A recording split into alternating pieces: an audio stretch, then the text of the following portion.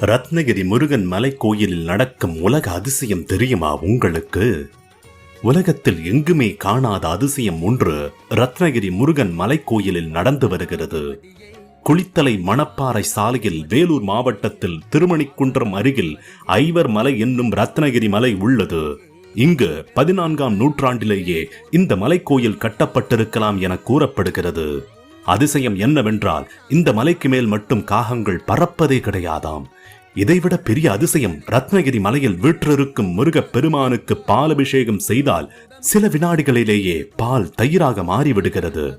காலகாலமாக இந்த அதிசயங்கள் இங்கு நடந்து கொண்டேதான் இருக்கின்றன. அருணகிரிநாதரால் பாடப்பெற்ற தலமாகவும் இந்த கோயில் உள்ளது.